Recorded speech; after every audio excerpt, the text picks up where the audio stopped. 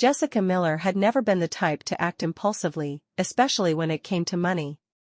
At 34, she'd learned the hard way that every dollar mattered. Living in a modest apartment in Columbus, Ohio, and juggling a job as a high school guidance counselor with part-time weekend shifts at a local bookstore, she had become a master of budgeting. Her old Honda Civic had finally given out after 14 years of loyal service.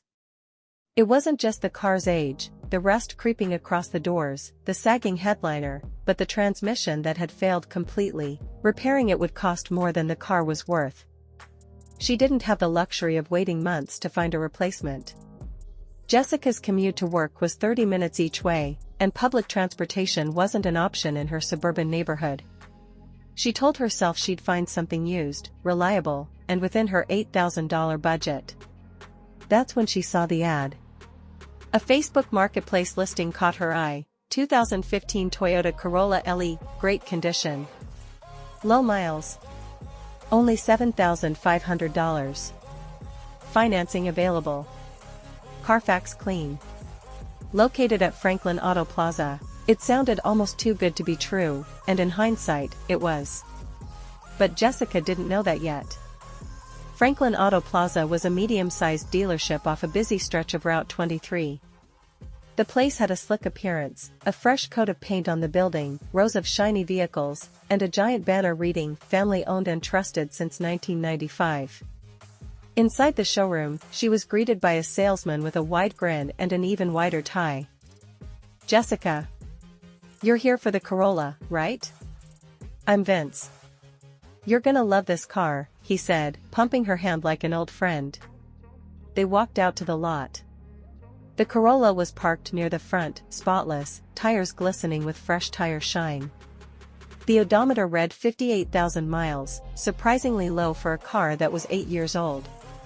Vince assured her it had been lady-owned, always garaged, never in an accident. "Carfax is clean as a whistle," he said, pulling out a laminated printout. Sure enough, the report looked fine: no accidents reported, no major repairs. The test drive went smoothly.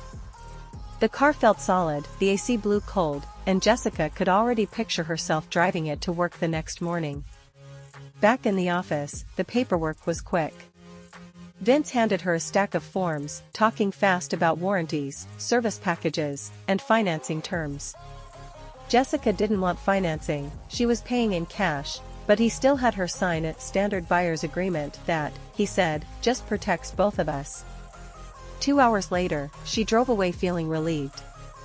She'd done it, found a car in her price range that looked and felt like a win. The first sign of trouble came just 3 days later. Jessica was heading home from work when the check engine light blinked on.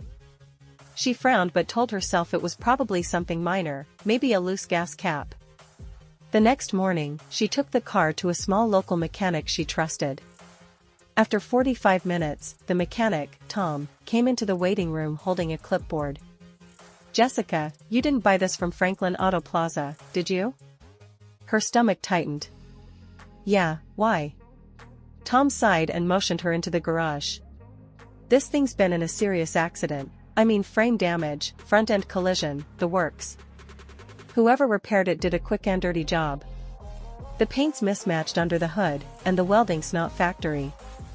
And," he tapped a greasy finger on a part near the engine, "the transmission's already slipping. You've got maybe a few months before it fails completely." Jessica stared at him. "But, the Carfax was clean." He gave a humorless laugh. "Carfax only reports what gets sent to insurance or repair shops that participate. If a shady shop does the work off the books, it won't show up. I see it all the time."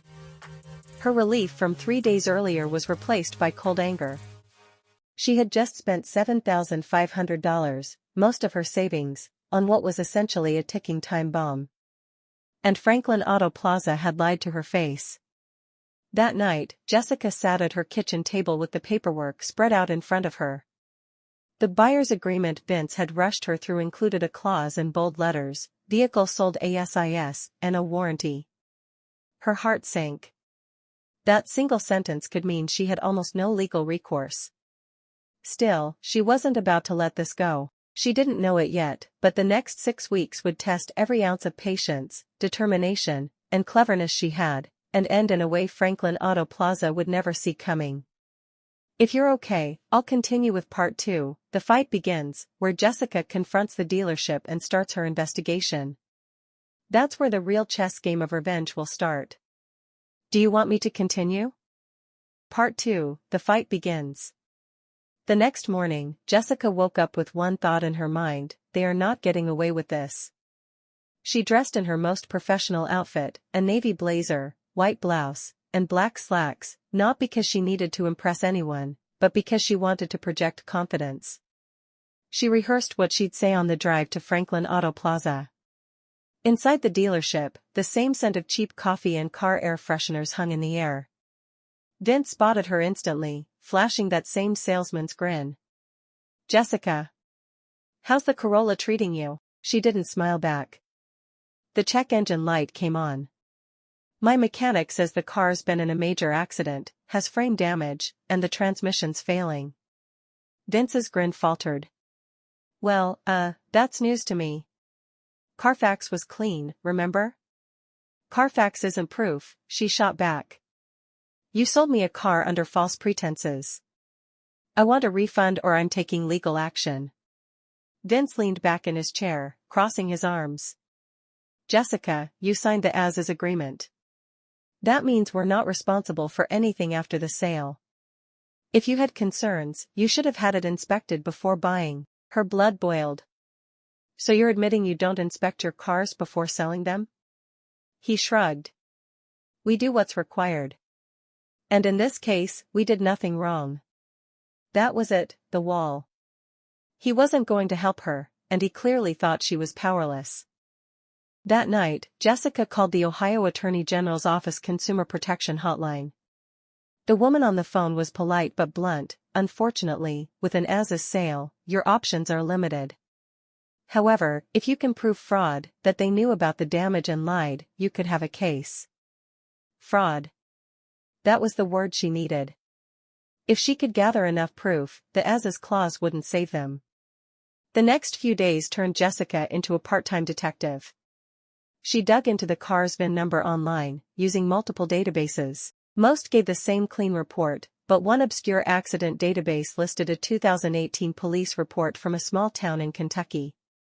The report described a silver Toyota Corolla with severe front-end damage, and the VIN matched hers exactly. Gotcha. She called the small-town police department, explained she was the new owner, and asked for a copy of the accident report.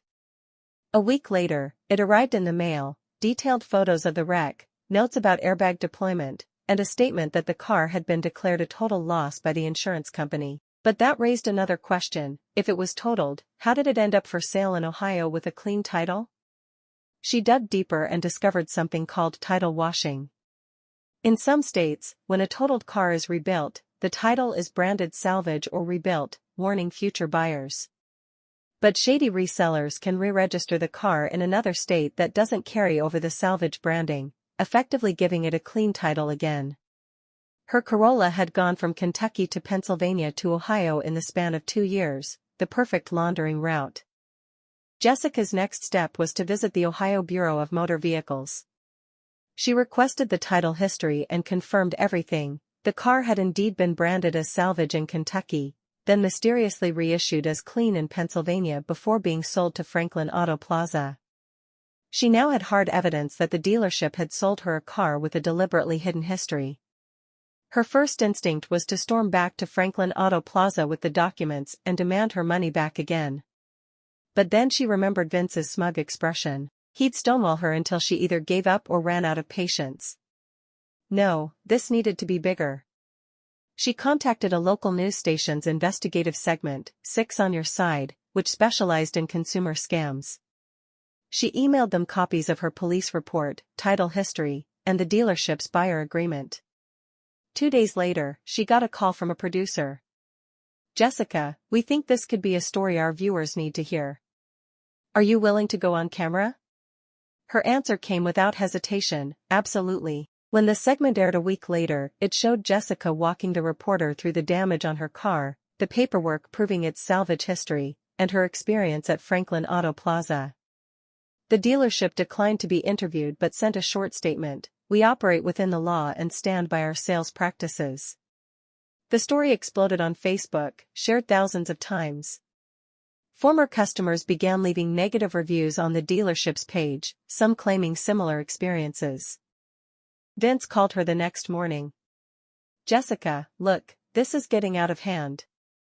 The owner wants to talk about a settlement." She almost laughed at the sudden change in tone. "Now you want to talk?"